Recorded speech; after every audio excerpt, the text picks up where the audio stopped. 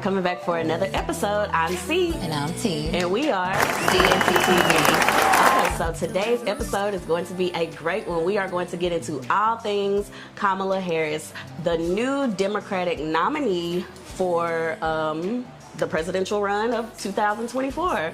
I am super excited. She is my D9 sister. Shout out to all of the Greeks. Yes, I can't wait to stroll, across the White House in the yard. It's going to be great. But yeah, before we dive into all that, we're just going to do a quick mental health check-in, and then we're going to get straight to it. T, how are you doing? Okay, so as I said on our last episode that my baby was leaving me, Yes. and so she is in North Carolina now. She flew into North Carolina Wednesday, so she's been there a few days. She's having a good time, Yay. She spent time with her great grandfather and her great aunt. So hopefully she can get to be around some more of her family, meet Core some cousins. memories. Yes. She does miss it. She was like, Mommy, I don't like being so far from you. I'm like, I know, but it's okay. We've never been apart from each other this long and this far apart, ever. Yeah. Outside of me maybe taking a trip or two here or there over the years, I'm always with my kids every day, all day. So this is new, and I'm trying to, not have so much anxiety, trust her in the hands of her other relatives. I know you moms, y'all probably can understand when I say, you feel like no one can take care of your kids like you. Absolutely. And no one's gonna really be on top of things with them like you. So I have to text her every day, hey, take your medicine, what did you eat, are you okay? So things like that, but they got it. I know they got it. It's just the anxiety and the mom in me. But it's all good. So she's doing good. My kids are adjusting to not seeing us every day. My awesome daughter keeps asking, is Imani coming tomorrow? Aww. I'm like, no. Is she coming on Monday? No. I'm like, it's okay. When Mommy leaves, I'll come back and she'll be back with me. So trying to get her to understand she doesn't have a sense of time. So when I say no, she's coming later. Wednesday? No. So that's interesting, but it's okay though. We're adjusting, and it's different having 3 instead of 4 because she's normally my little helper. So it's like, okay, now I got to get up, or I have to make sure this and that gets done. Normally the things that she'll do without me having to ask her. So I'm having to stay on top of it, even more on my toes now. But mentally, this week has been a pretty good week. I'm still focusing on self, focusing on my mental health, making sure I'm taking care of myself. So that's still high on my priority list. But getting the kids ready. School starts in like 3 weeks, and my older children wear the same size shoe as I do. Okay, Lasky and Boulevard, it's both of them. Because why are y'all 11 and 12 wearing 8.5? What is this? So Wait, who's Bonna wear it? no, Money and Yaya, they both wear 8. Oh, girl. My 2 big girls. Oh my God. Yeah, so they're wearing adult shoes. So they kid shoes. Ain't no kids Foot Locker. We're going to the regular one. Oh, Jesus. Yes, so it's different, and I want to wait for her to come back or to tell me what she wants. I'm trying to let her be more expressive. 6 and 7 last year. Their feet grew like crazy. So I like to let my older kids, be expressive in their wardrobe and, pick their own shoes and things like that. So I'm going to wait for her to, show me what she wants online. I'll buy it. So by the time she comes back, we're ready to go, because she's not coming back till right before school starts. So I have to have everything done before then. But we're getting there. So I'm proud of myself. I'm making progress, y'all. Making progress. So we're getting there. So good week for me so far. How about you? This has not been a good week for me. My anxiety is all over the place. I've had a really just emotional week. I'll be going back to work, so dealing with that. It's gonna be okay. I know. My department has shrunk even more. Really? So that's yes.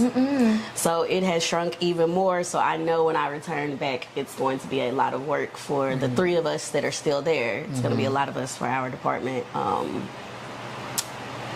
It's supposed to be 7 of us. 4 are not coming back. They have not filled that position. So I am very nervous. I'm very anxious. I'm not ready to go back, but I'm going to do my best. And I texted my therapist this morning to see if we can do like an emergency session, because there you go. I am just I'm here for it. Spent. Yeah. So we'll see. But other than that, I'm pushing through. And we'll just, take the day as it goes. Take things as they go. Normally, I'm a lot happier, but as you guys can hear and see, it's a little bit difficult. But we'll be all right. It's gonna be okay. We'll be all plenty right. of lunch dates. We'll be all right. I got you. I come cheer you up. I got you. I got you. Yeah. I'm off the week you go back, so we good.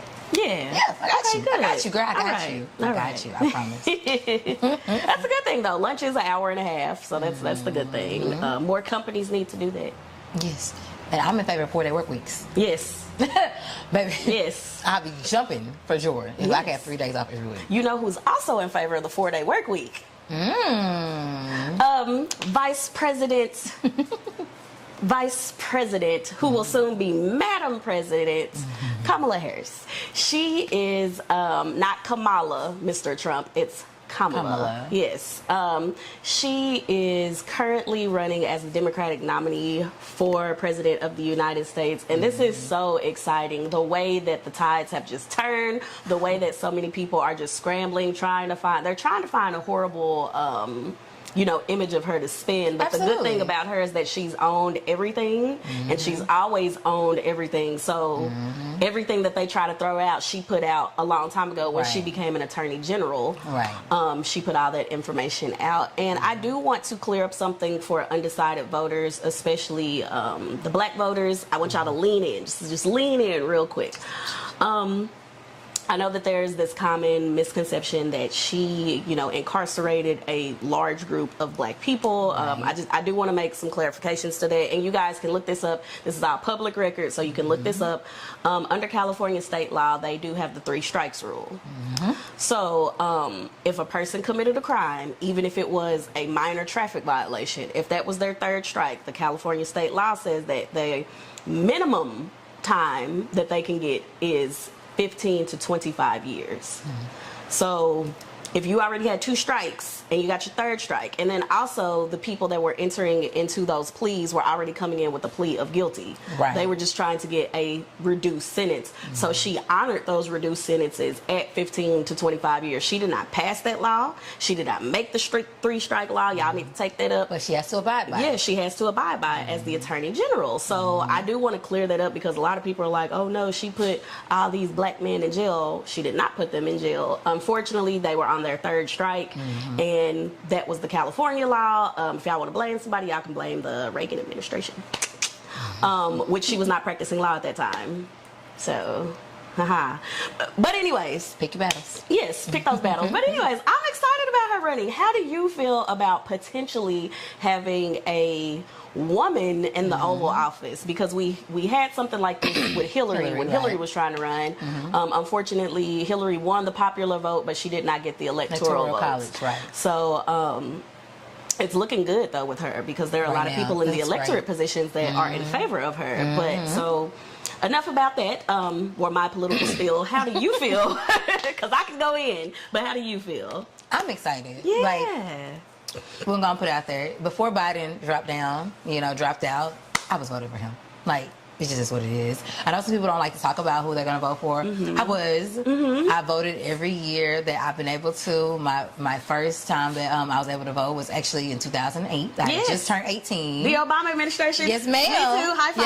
Yes, ma'am. I had just turned 18. My mom was like, you can vote. I was like, I can. She walked me through how to do it. Absolutely. I was attending Texas Southern University at the time. Come on, HBCU. And, baby, love TSU. Shout out to Shout out. So, and we had a whole watch. It was so beautiful. So I loved being a part of that and having that core memory and that history to share with my children. And I've just passed it on. And every time I voted for Obama twice, did. And if he could run again, I'd vote again. I'd do it again. So with her having this opportunity and knowing where she stands and just kind of really doing my homework with her vision and just hearing what she wants for the country and knowing what the Republican running party wants for this country, that I'm not too much in favor of. Again, we told y'all, read that Project 2025 and know who's in favor of it, because it's going to affect everyone, and not just the poor. Yes. Everyone. And start reading Agenda 47, because that's their new one. So start reading that one as well. So just educate yourself, because it's people who are trying to argue me. I'm not arguing with nobody who hasn't read anything since green eggs and ham. I'm not arguing with you. I'm just not going to do it. Educate yourself, and then we can talk about it. Since they read what? Green eggs and ham. Don't try to argue with me. Just don't. Just educate yourself. Know what's going on. And again, like we mentioned last week, it starts with your local. It starts local and then you go up. So as far as Kamala, running. I'm excited, and she's, as far as what we've looked at, she's in the lead right now. Yes, she is. And I really hope that we keep this trajectory going on. She's raised the most money ever. Yes. In a very short spot. I think it's past 100 million. Within 24 hours, she had made less than 24 hours. She had made $81 million, which is the largest amount of grassroots donations in history to a presidential nominee. Not just woman. Not just woman. Period. A presidential nominee. That is, so either way, she's already making history. Right. And I hope it continues. I'm proud of her. She's already made history before being, a woman of color and vice president. Right. So, I'm hoping her momentum continues. Yes. I am super excited about everything. This really is a turning point, and we're not us being in favor of her does not mean that we hate Republicans. No. It does not mean that you guys have to be in favor of her, but just be aware. Just educate yourself. And that's what we're really advocating for. Educate yourself on what they both want to do. Yes. And what you want for yourself, and just see which one aligns better with your vision, with what you want for y'all. Because we live in this country, so it's going to affect everyone. Yes. So that is more so what I want everyone to just educate yourself. Yes. Because again, I've been going back and forth and having quarrels, if you will, verbal quarrels with people who are, saying, "Oh, I don't stand with her," and for no other reason, just because she's a woman. Yes. They have nothing to back up. Not that she's not qualified, not that she doesn't have the knowledge, not that she can't, gain the momentum and the support. Just because she's a woman, I don't want a woman running my country. And these are people that were willing to vote for Biden that are now saying, I'm not going to vote at all, or I'm just going to vote for a third party candidate. Understand something, people. When you vote for a third-party candidate, you're literally throwing away your vote, and it's giving more votes to the party that you are not in favor of. Also, black voters, or specifically because I see this in black spaces that are just like, what is she going to do for black people? What is she going to do for black people?